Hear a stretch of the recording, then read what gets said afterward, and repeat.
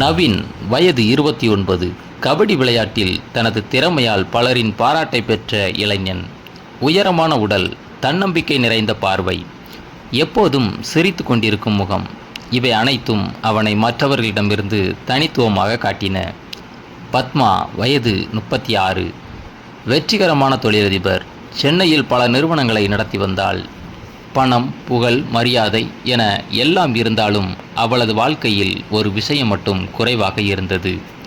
அது அன்பு. ஒரு நாள் மாநில அளவிலான கபடி போட்டிக்கு முக்கிய விருந்தினராக பத்மா அழைக்கப்பட்டிருந்தாள். அங்கேதான் அவள் முதல் முறையாக நவீனை பார்த்தாள். போட்டி நடந்து கொண்டிருந்தது. மைதானம் முழுவதும் ரசிகர்களின் ஆரவாரம் ஒலித்தது. அந்த சத்தங்களுக்கு நடுவே நவீன் தனது அணியை வெற்றி பாதைக்கு அழைத்துச் சென்றான். பத்மாவின் பார்வை அவன் மீது நிலைத்து விட்டது. எவ்வளவு தன்னம்பிக்கை என்று அவள் மனதிற்குள் நினைத்தாள். போட்டி முடிந்ததும் பரிசளிப்பு விழா நடந்தது. வெற்றி கோப்பையை வாங்க வந்த நவீன் பத்மாவின் கண்களை சில நொடிகள் பார்த்தான். அந்த பார்வை இருவரின் மனதிலும் ஏதோ ஒரு உணர்வை விதைத்தது. அடுத்த சில வாரங்களில் பத்மாவின் நிறுவனம் மற்றும் நவீனின் அணிக்கு இடையே ஒரு ஒப்பந்தம் உருவானது. அதனால் இருவரும் அடிக்கடி சந்திக்க வேண்டிய சூழல் ஏற்பட்டது. முதல் சில சந்திப்புகள் வேலை பற்றிய பேச்சாக இருந்தது. பின்னர் அந்த உரையாடல்கள் வாழ்க்கையை நோக்கி நகர்ந்தன. உங்களுக்கு ஓய்வு எவ்வளவு நேரம் கிடைக்கும் என்று ஒரு நாள் நவீன் கேட்டான். பத்மா சிரித்தாள்.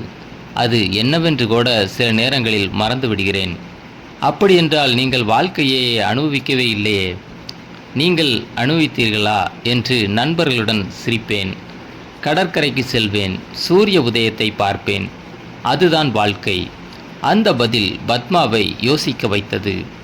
பல வருடங்களாக அவள் வெற்றியை மட்டுமே தேடி ஓடிக்கொண்டிருந்தாள். வாழ்க்கையை ரசிக்க மறந்துவிட்டாள். அதன் பிறகு இருவரும் அடிக்கடி பேச ஆரம்பித்தனர். காலை வணக்கம் சொல்லும் செய்தி, இரவு தூங்குவதற்கு முன் அனுப்பும் குறுஞ்செய்தி, சிறிய அக்கறைகள், சிறிய புன்னகைகள், அவை அனைத்தும் மெதுவாக காதலாக மாறிக்கொண்டிருந்தன. ஒரு நாள் நவீனுக்கு முக்கியமான போட்டி இருந்தது. போட்டி ஆரம்பிக்கும் முன் அவனது கைபேசியில் ஒரு செய்தி வந்தது. ஆல் தி பெஸ்ட் நவீன், நான் உன்னை நம்புகிறேன். அதை அனுப்பியவர் பத்மா. அந்த ஒரு வரியை பார்த்தவுடன் நவீனின் முகத்தில் சிரிப்பு மலர்ந்தது. அன்று அவன் மிகச்சிறப்பாக விளையாடி தனது அணியை வெற்றி பெற வைத்தான். போட்டி முடிந்ததும் அவன் முதலில் அழைத்தது பத்மாவைத்தான். நாம் ஜெயித்துவிட்டோம். அவனது குரலில் இருந்த மகிழ்ச்சியை கேட்டு பத்மாவின் இதயமும் மகிழ்ந்தது. நாட்கள் நகர்ந்தன. ஒரு மாலை நேரம். சென்னையின் கடற்கரையில் இருவரும் அமைதியாக நடந்து கொண்டிருந்தனர். கடல் அலைகள் கரையை வருடின. சூரியன் மெதுவாக மறைந்து கொண்டிருந்தான். உங்களுக்கு எப்போதாவது தனிமையாக தோன்றியதுண்டா என்று நவீன் கேட்டான். பத்மா சில நொடிகள் அமைதியாக இருந்தாள். பல முறை. அப்போது என்ன செய்வீர்கள்? வேலையில் மூழ்கி விடுவேன். நான் இருந்தால்?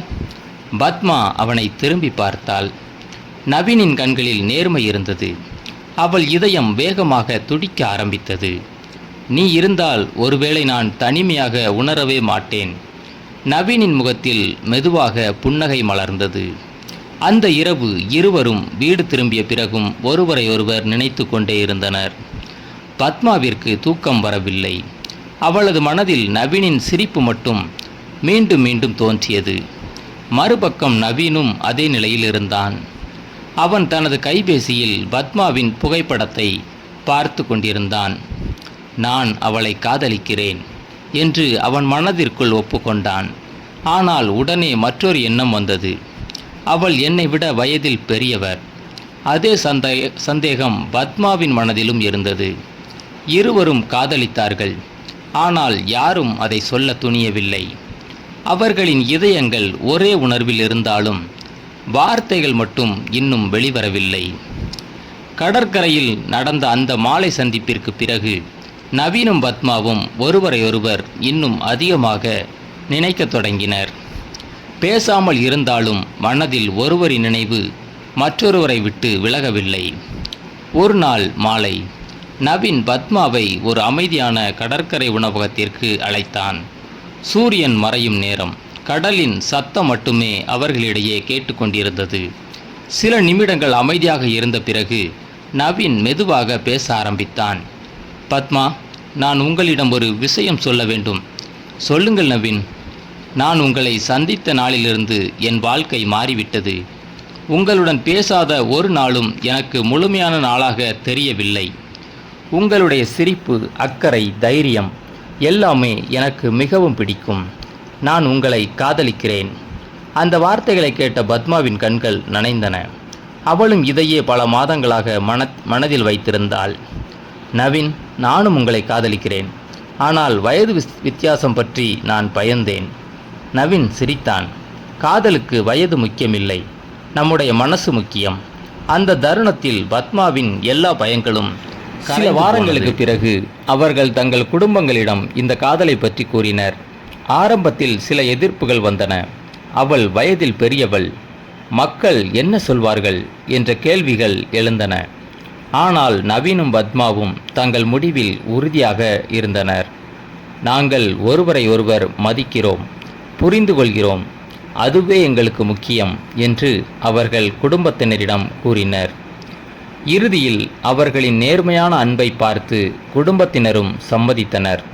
சில மாதங்களுக்கு பிறகு உறவினர்கள் மற்றும் நண்பர்கள் முன்னிலையில் எளிமையாக திருமணம் நடைபெற்றது.